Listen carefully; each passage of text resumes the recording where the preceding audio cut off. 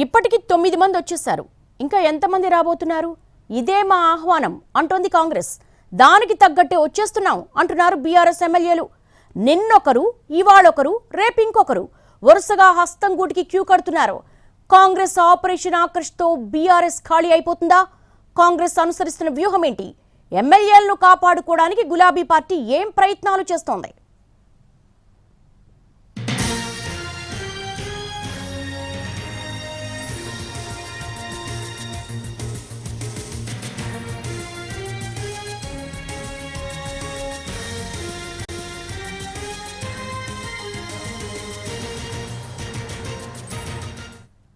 హస్తంగూటికి చేరిన బీఆర్ఎస్ ఎమ్మెల్యేల సంఖ్య 9కి చేరింది. కాంగ్రెస్లోకి ఇంకా ఎంతమంది వచ్చే అవకాశం ఉంది? అసలు గ్రేటర్లో బీఆర్ఎస్ ఖాళీ అవుతుందా? పార్టీ మారేది లేదంటూనే ఎమ్మెల్యేలు వెంటనే జెండాలు మార్చేస్తున్న సిచ్యువేషన్ ఎందుకు వచ్చింది? దీనికి సంబంధించి మా స్పెషల్ కరెస్పాండెంట్ చారిని అడిగి మరిన్ని వివరాలు తెలుసుకుందాం. చారి, బీఆర్ఎస్ ఎమ్మెల్యేలు ఎవరెవరితో టాక్స్ నడుస్తున్నాయి? కాంగ్రెస్ టార్గెట్ 26 రీచ్ అయ్యే అవకాశాలు ఎంతవరకు ఉన్నాయి? రైట్, వరుసగా బీఆర్ఎస్ పార్టీకి సంబంధించినటువంటి ఎమ్మెల్యేలందరినీ కూడా కాంగ్రెస్ పార్టీ చేర్చుకుంటుంది. ఇప్పటి వరకు 9 మంది ఎమ్మెల్యేలు చేర్చుకున్నారు. దానం నాగేందర్ నుంచి పార్లమెంటు ఎన్నికల సందర్భంగా మొదలుపెట్టినటువంటి ఆపరేషన్ ఆకర్షను కొనసాగిస్తూ వస్తున్నారు. పార్లమెంట్ ఎన్నికల నేపథ్యంలో అది రాంగ్ ఇండికేషన్ వెళ్తుందనేటువంటి అంశం కావచ్చు, అప్పుడు రాజకీయంగా ఉన్నటువంటి పరిస్థితులు కావచ్చు, వాటి నేపథ్యంలో పార్లమెంట్ ఎన్నికల సందర్భంగా చేరికలకు సంబంధించినటువంటి అంశాన్ని కొద్ది రోజులు బ్రేక్ చేశారు. కానీ పార్లమెంట్ ఎన్నికల ఫలితాలు వచ్చిన తర్వాత కాంగ్రెస్ ఆపరేషన్ ఆకర్ష్ దూకుడును పెంచింది. ఇప్పటి వరకు 9 మంది కాంగ్రెస్ పార్టీకి సంబంధించినటువంటి కాంగ్రెస్కి బీఆర్ఎస్ పార్టీకి సంబంధించినటువంటి ఎమ్మెల్యేలు వచ్చి చేరారు. కాంగ్రెస్ గతంలో బీఆర్ఎస్ అనుసరించినటువంటి ఏదైతే విలీనానికి సంబంధించినటువంటి ప్రాసెస్ ఉందో దానికి అనుగుణంగా కాంగ్రెస్ కూడా పావులు కదుపుతుందనేటువంటి చర్చ అయితే ప్రస్తుతం జరుగుతుంది. ఎందుకంటే ఒక్కొక్కరు చేరికకు సంబంధించినటువంటి ప్రక్రియను కనుక చూస్తే ఇది బీఆర్ఎస్ పార్టీకి ఉన్నటువంటి సంఖ్యాబలంలో 26 మంది ఎమ్మెల్యేలని కాంగ్రెస్ పార్టీ అసెంబ్లీ సమావేశాల కంటే ముందే చేర్చుకొని వచ్చే అసెంబ్లీ సెషన్లో ఈ పార్టీ బీఆర్ఎస్ ఎల్పీకి సంబంధించినటువంటి విలీన ప్రక్రియను కూడా పూర్తి చేయాలనేటువంటి ఆలోచన దిశగా అడుగులు వేసినటువంటి పరిస్థితి అయితే కనపడుతుంది. ఇప్పటి వరకు 9 మంది ఎమ్మెల్యేలు చేరారు. దానం నాగేందర్, కడియం శ్రీహరి, తెల్ల వెంకట్రావు, పోచారం సంజయ్, కాళ యాదయ్య, కృష్ణమోహన్ రెడ్డి, ప్రకాష్ గౌడ్, ఉదయం అరికపూడి గాంధీ, ఇలా 9 మంది చేరారు. రేపు ఎవరు చేరతారనే దానికి సంబంధించినటువంటి సస్పెన్స్ అయితే కొనసాగుతుంది. ఎందుకంటే కాంగ్రెస్ పార్టీ గ్రేటర్ హైదరాబాద్ మీద ఫోకస్ చేసినటువంటి పరిస్థితి అయితే ప్రస్తుతం కనపడుతుంది. ఎందుకంటే త్వరలో గ్రేటర్లో పూర్తి స్థాయిలో బలాన్ని పెంచుకోవాలనేటువంటి ఆలోచనతో కాంగ్రెస్ నాయకత్వం ఉన్నట్టు కనపడుతుంది. జిహెచ్ఎంసీ ఎన్నికలు కావచ్చు, ఆ తర్వాత రాజకీయపరమైనటువంటి నిర్ణయాలు కావచ్చు, ఇలాంటి అంశాలన్నీ కూడా దీని చుట్టూ ముడిపడి ఉంటాయి. కాబట్టి గ్రేటర్లో తమ సంఖ్యాబలాన్ని పెంచుకోవాలనేటువంటి ఆలోచన మీద కాంగ్రెస్ పార్టీ ఉంది. దాంట్లో భాగంగానే ఒకరిద్దరు ఎమ్మెల్యేలతో ఇప్పటికే చర్చలు కూడా పూర్తయినట్టు తెలుస్తుంది. ఎమ్మెల్సీల చేరికకు సంబంధించినటువంటి ప్రక్రియను కూడా చేసినట్టు తెలుస్తుంది. మనకున్నటువంటి సమాచారం ప్రకారం నవీన్ రావు పేరు కూడా వినబడుతుంది. అలాగే ఉప్పల్ ఎమ్మెల్యే బిఎల్ఆర్ కూడా గతంలో కాంగ్రెస్ పార్టీకి సంబంధించినటువంటి ముఖ్య నాయకులందరితో కూడా భేటీ అయ్యారు. ఆయన కూడా చేరతారనేటువంటి చర్చ అయితే జరుగుతుంది. కాంగ్రెస్ పార్టీ రోజుకు ఒకరి చొప్పున చేర్చుకొని దాన్ని చర్చలో పెట్టాలనేటువంటి ఆలోచన చేసినటువంటి పరిస్థితి అయితే కనపడుతుంది. రేపు ఎమ్మెల్సీ కానీ లేదంటే ఎమ్మెల్యే కానీ చేరతారనేటువంటి చర్చ ఉంది. ఇప్పటికీ కాంగ్రెస్ వర్గాల నుంచి మాత్రం అధికారికంగా ఎలాంటి ఇన్ఫర్మేషన్ అయితే లేదు. కానీ చర్చ మాత్రం గ్రేటర్ హైదరాబాద్లో ఉన్నటువంటి మరో 3 ఎమ్మెల్యేలు కూడా కాంగ్రెస్ పార్టీ కండువా కప్పుకోవడానికి సిద్ధమయ్యారనేటువంటి చర్చ మాత్రం జరుగుతుంది. చారి, ఎలా చూడొచ్చు? అంటే బీఆర్ఎస్ ఎల్పీ విలీనం సాధ్యమయ్యే విషయమేనా? ఇప్పటికీ బీఆర్ఎస్ దగ్గర ఉన్నటువంటి ఎమ్మెల్యేల సంఖ్యాబలంలో 26 మంది ఎమ్మెల్యేలని కాంగ్రెస్ పార్టీ చేర్చుకుంటే మెజారిటీ సభ్యులు ఒకేసారి ఎల్పీని మెర్జర్ చేస్తున్నామనేటువంటి ఒక తీర్మానం చేయాల్సి ఉంటుంది. గతంలో సిఎల్పి విలీనానికి సంబంధించినటువంటి ప్రక్రియను కూడా చూసాము. మెజారిటీ ఎమ్మెల్యేలు ఒక తీర్మానాన్ని చేయాల్సి ఉంటుంది. అయితే 26 మంది ఎమ్మెల్యేల సంఖ్యాబలంలో ఇప్పటి వరకు 9 మంది ఎమ్మెల్యేలు వచ్చినటువంటి నేపథ్యంలో మరొక 11 మంది ఎమ్మెల్యేల సంఖ్యాబలం అవసరమవుతుంది. వీరందరికీ సంబంధించినటువంటి మిగతా 11 మంది ఎమ్మెల్యేలకు సంబంధించినటువంటి చర్చలు జరుగుతున్నాయి. పూర్తి స్థాయిలో 26 మంది ఎమ్మెల్యేల చేరికని అసెంబ్లీ సమావేశాల లోపే చేయాలనుకుంటున్నారు. అందుకు సంబంధించి ఇప్పటికీ మనకున్నటువంటి సమాచారం ప్రకారం 9 నుంచి 11 మంది ఎమ్మెల్యేలతో సంప్రదింపుల ప్రక్రియను కూడా ముగించినట్టు తెలుస్తుంది. వీలైనంత త్వరగా కాంగ్రెస్ పార్టీ మ్యాక్సిమం ఈ మొదటి విడతలోనే బీఆర్ఎస్ పార్టీకి సంబంధించినటువంటి ఎమ్మెల్యేల విలీనానికి సంబంధించినటువంటి ప్రక్రియను పూర్తి చేస్తే ఇక పరిపాలన కావచ్చు, పథకాల అమలుకు సంబంధించినటువంటి అంశాల మీద ఫోకస్ చేయాలనుకుంటుంది. ఈ అసెంబ్లీ సమావేశాల్లోనే కీలకమైనటువంటి రైతు భరోసా కావచ్చు, అలాగే ప్రభుత్వం తీసుకొచ్చేటువంటి బిల్లులు కావచ్చు, వీటన్నిటి మీద పూర్తి స్థాయిలో దృష్టి సారించిన తర్వాత ఇంతలోనే చేరికలకు సంబంధించినటువంటి ప్రక్రియను ముగిస్తే ఇక పరిపాలనా యంత్రాంగం మీద పూర్తి స్థాయిలో దృష్టి సారించాలనుకుంటుంది. కాబట్టి అసెంబ్లీ సమావేశాల కంటే ముందే ఈ విలీనానికి సంబంధించినటువంటి ప్రక్రియని ముగించాలనుకుంటుంది. అయితే చర్చలు జరిపినటువంటి ఎమ్మెల్యేలంతా చేరుతున్నారు, కానీ 26 సంఖ్య చేరుకునే విధంగా పావులు కదుపుతుందా, ఎలాంటి వ్యూహాన్ని అనుసరిస్తుందని చూడాలి. ఎందుకంటే కాంగ్రెస్ పార్టీ ఒకేసారి ఎమ్మెల్యేలందరినీ చేర్చుకునేటువంటి ఆలోచనలు లేదు, ఒక్కొక్కరిగా చేర్చుకుంటుంది. కాబట్టి 26 సంఖ్య చేరిన తర్వాత మాత్రమే ఈ విలీనానికి అనుకూలమైనటువంటి అర్హత సాధిస్తుంది. కాబట్టి విలీన దిశగానే అడుగులు వేసేటువంటి ప్రయత్నం అయితే చేస్తుంది కాంగ్రెస్. ఖచ్చితంగా విలీన దిశగానే అడుగులు వేస్తోంది, స్పీడప్ కూడా చేసింది. At the same time Sanjay విషయంలో మనం చూసాము, కొత్తగా బీఆర్ఎస్ నుంచి వచ్చిన వాళ్ళు కాంగ్రెస్లో ఉన్నటువంటి గతంలో రియల్ కాంగ్రెస్ నేతలకు మధ్య కొంతవరకు ఇబ్బందికర వాతావరణం వస్తుంది. దీనికి సంబంధించి బ్యాలెన్స్ చేయడానికి ఎటువంటి యాక్షన్ ఆఫ్ ప్లాన్తో వెళ్తోంది కాంగ్రెస్? జగిత్యాల ఎమ్మెల్యే సంజయ్ కాంగ్రెస్ పార్టీలో చేరిన తర్వాత అప్పటి వరకు కాంగ్రెస్ పార్టీని వెన్నట్టి ఉన్నటువంటి ఎమ్మెల్సీ జీవన్ రెడ్డి కొంత అలక వహించారు.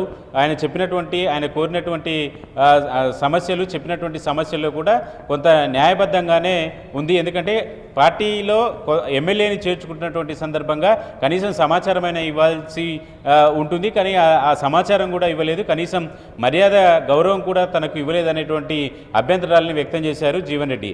దీంతో శ్రీధర్ బాబు కావచ్చు, డిప్యూటీ సీఎం బట్టి విక్రమార్క ఇద్దరు కూడా ఆయనతో సంప్రదింపులు చేశారు. ఆయన బుజ్జగించేటువంటి ప్రయత్నం చేసి అధిష్టానం ఢిల్లీకి పిలవడము, అధిష్టానంలో ఉన్నటువంటి ముఖ్య నాయకులు సమావేశం అవ్వడం, ఆ తర్వాత సీఎం కూడా తనకు నచ్చచెప్పేటువంటి ప్రయత్నం చేశారు. ప్రస్తుతం ఉన్నటువంటి పరిస్థితుల్లో అసెంబ్లీలో సంఖ్యాబలాన్ని పెంచుకోవాలనేటువంటి ఆలోచన హైకమాండ్ కూడా చేస్తుంది. కాబట్టి ఆయన బుజ్జగించేటువంటి ప్రయత్నం చేశారు, ఆయనకు నచ్చచెప్పేటువంటి ప్రయత్నం చేసినటువంటి పరిస్థితి అయితే మనం చూసాం. ప్రస్తుతం ఆయన అప్పట్లో పార్టీకి రాజీనామా చేస్తామన్నారు, కానీ ప్రస్తుతం ఆయన అధిష్టానము అలాగే సీఎం, డిప్యూటీ సీఎం మాట్లాడిన తర్వాత ఆయన కొంత పార్టీ ఉద్దేశాన్ని ఆయన అర్థం చేసుకున్నటువంటి పరిస్థితి అయితే కనపడింది. భవిష్యత్తు రాజకీయాలకు సంబంధించినటువంటి అంశాల్లో ఆయనకు కీలకమైనటువంటి బాధ్యతలు ఇస్తామనేటువంటి హామీ కూడా ఇచ్చినటువంటి నేపథ్యంలో ఆయన కొంత పార్టీ నిర్ణయానికి కట్టుబడి ఉన్నారు. ఇప్పుడు ప్రస్తుతం చేరుతున్నటువంటి నియోజకవర్గాల్లో అంత బలమైనటువంటి నాయకులు, సీనియర్లు ప్రాతినిధ్యం వహించినటువంటివి లేవు. కాబట్టి ఆ ప్రభావం పెద్దగా కనిపించట్లేదు.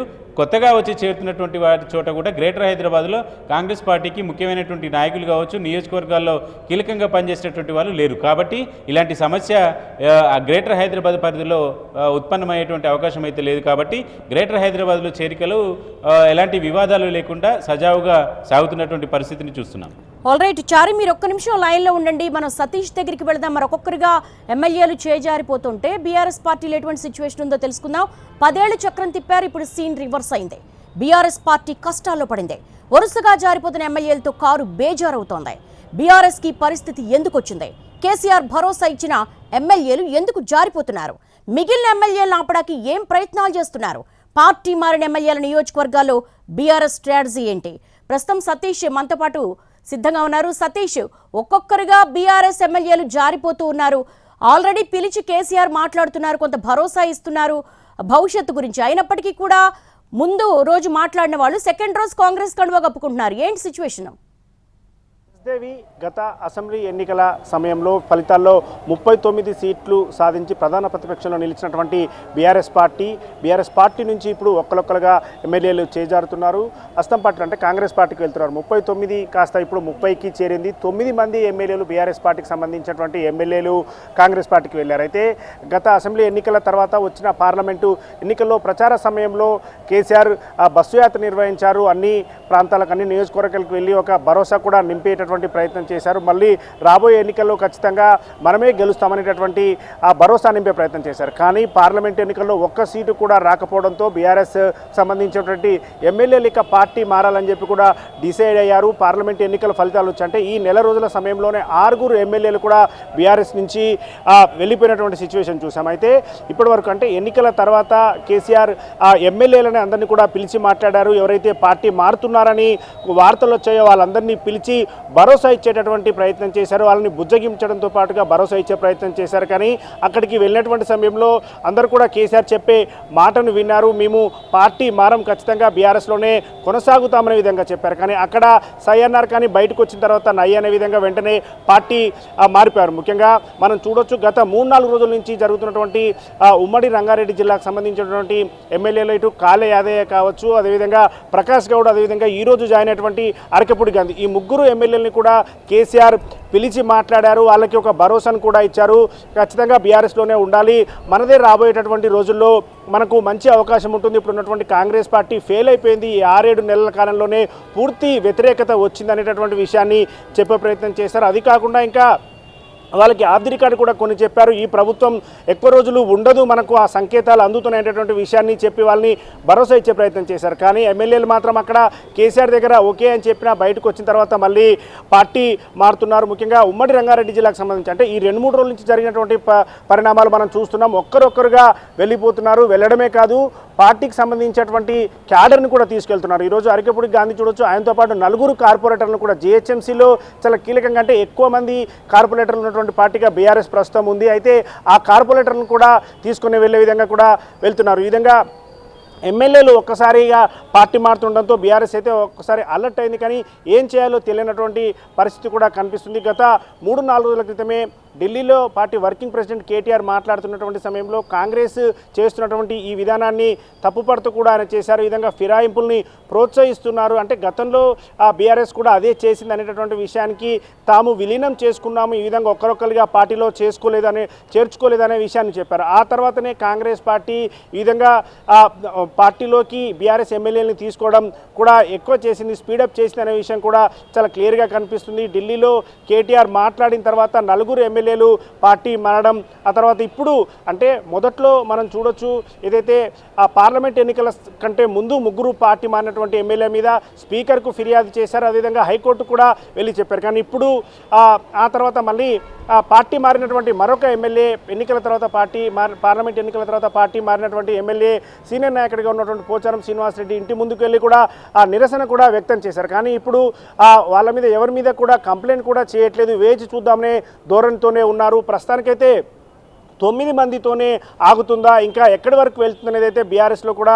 ఒక తెలియని సిచ్యువేషన్ ఉంది. ఎందుకంటే కాంగ్రెస్ పార్టీ ఒకవైపు చెబుతోంది విలీనం దిశగా మేము వెళ్తామని. విలీనం అంటే దాదాపు మరొక 16 నుంచి 17 మంది ఎమ్మెల్యేలు కూడా ఇక్కడి నుంచి వెళ్తారనేది, వెళ్తేనే విలీనం జరిగే అవకాశం ఉంటుంది. కాబట్టి అక్కడి వరకు విలీనం చేసేంత వరకు బీఆర్ఎస్ వెళ్ళదు అనే విషయాన్ని చెప్తున్నారు. ఎందుకంటే 9 మంది వెళ్ళారు, ఇంకా లేకుంటే మరొక 3 లేదా 4 మాత్రమే వెళ్తారు. మిగతా వాళ్ళందరూ కూడా పార్టీకి మొదటి నుంచి ఉన్నటువంటి వాళ్ళే ఉన్నారనేది బీఆర్ఎస్ చెప్పుకుంటూ వస్తుంది. దాంతోపాటు అంటే ఇప్పుడు అంటే ఉన్నటువంటి క్యాడర్కి కూడా భరోసా ఇచ్చేటటువంటి ప్రయత్నంలో భాగంగా మొదటి నుంచి బీఆర్ఎస్లో ఉండేవాళ్ళు కాకుండా ఇప్పుడు వెళ్ళిన ఎమ్మెల్యేలు మధ్యలో మన పార్టీలోకి వచ్చారు, మధ్యలోనే వెళ్ళిపోతున్నారు. వాళ్ళతో మనకు ఎలాంటి అవసరం కూడా లేదు.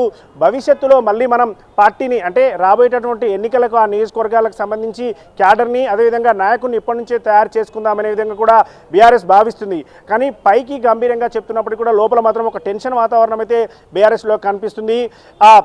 పార్టీ అధినేత కేసీఆర్ పిలిపించి మాట్లాడిన తర్వాత కూడా ఎందుకు వెళ్తున్నారు, ఎందుకు భరోసా వాళ్ళకి నింపలేకపోతున్నాం అనేది చాలా క్లియర్గా కనిపిస్తుంది. ప్రస్తుతానికైతే 9 మంది ఎమ్మెల్యేలు రోజుగా వెళ్తున్నారు, వాటితో పాటుగా ఎమ్మెల్సీలు కూడా వెళ్తున్నారు. కాబట్టి వాళ్ళని కట్టడి చేసేటువంటి ప్రయత్నం చేసే దిశగానైతే ఇంటర్నల్గా అయితే ఒక చర్చ జరుగుతోంది. దేవి, అంటే సతీష్ ఎలా చూడొచ్చు అంటే పార్టీ మారుతున్న ఎమ్మెల్యేలు ఏం చెప్తున్నారు? అసలు ఆల్రెడీ కేసీఆర్ భరోసా ఇస్తున్నారు. ముఖ్యంగా కాంగ్రెస్ చాలా వ్యూహాత్మకంగా వ్యవహరిస్తుంది, గ్రేటర్ని లక్ష్యంగా చేసుకొని పావులు కదుపుతుంది. గతంలో సెటిలర్లు అందరూ కూడా బీఆర్ఎస్ వైపు ఉన్నారు కాబట్టి అక్కడి నుంచి ఆపరేషన్ ఆకర్ష్ బిగిన్ చేసింది. సో డ్యామేజ్ కంట్రోల్కు ఎటువంటి వ్యూహాన్ని అనుసరించబోతోంది బీఆర్ఎస్? ఎస్ దేవి, మీరు చెప్పినటువంటి విధంగానే గ్రేటర్ పరిధిలో బీఆర్ఎస్ ఎక్కువ సీట్లను గెలిచింది. గతంలో కార్పొరేటర్లతో పాటుగా ఎమ్మెల్యే సీట్లను కూడా గ్రేటర్లో హైదరాబాద్లో ఎక్కువ సీట్లను గెలిచింది. తెలంగాణలో మిగతా జిల్లాల కంటే ఇక్కడ ఎక్కువ సీట్లు గెలవడం ద్వారా తన మార్కుని హైదరాబాద్లో కనిపించింది. కానీ ఇక్కడ గెలిచినటువంటి ఎమ్మెల్యేలే గ్రేటర్ ఎమ్మెల్యేలే ఎక్కువగా పోతూ ఉండడంతో, గ్రేటర్ పరిధిలో ఉన్న ఎమ్మెల్యేలు ఎక్కువ పోతుండడంతో బీఆర్ఎస్లో ఒక చర్చ కూడా మొదలైంది. ఈ ఎమ్మెల్యేలు ఎందుకు వెళ్తున్నారు అనేది ప్రధానంగా వాళ్ళు చర్చించుకుంటున్నారు. దీనికి అంటే పార్టీలో ఇంటర్నల్గా జరిగేటటువంటి చర్చ ప్రకారం వాళ్ళు ఇక్కడ అధినేత దగ్గరికి అంటే కేసీఆర్ దగ్గరికి వెళ్ళినటువంటి సమయంలో వాళ్ళు చెప్పి వెళ్తున్నారు. తమకు ఉన్నటువంటి సమస్యలు కొన్ని ఉన్నాయి, ఆ సమస్యలకు సంబంధించి చెప్పి వెళ్తున్నారు. అంటే అభివృద్ధికి సంబంధించి కావచ్చు, మిగతా విషయాలని లోపల చెప్తున్నప్పుడు కూడా కొన్ని ఇంటర్నల్గా కొన్ని విషయాలు ఉన్నాయి. అంటే గతంలో తాము అధినేత దగ్గరికి వెళ్ళాలంటే కొంత ఇబ్బంది అయ్యేది, ఆ ఎమ్మెల్యేగా ఉన్నటువంటి సమయంలో ఇప్పుడు పిలిచి మాట్లాడుతున్నారనే విధంగా కూడా కొన్ని కామెంట్స్ చేసి వెళ్తున్నారు. ఓవరాల్గా చూస్తే మాత్రం ప్రస్తుతం అయితే 9 మంది ఎమ్మెల్యేలు బీఆర్ఎస్ని వీడి కాంగ్రెస్లో చేరారు. ఇంకా మరికొంతమంది కూడా చేరతారనేటటువంటి నేపథ్యంలో బీఆర్ఎస్ అయితే కొంత అలర్ట్గానే ఉందని చెప్పుకోవచ్చు. Devi, all right, thanks for the live update Satish.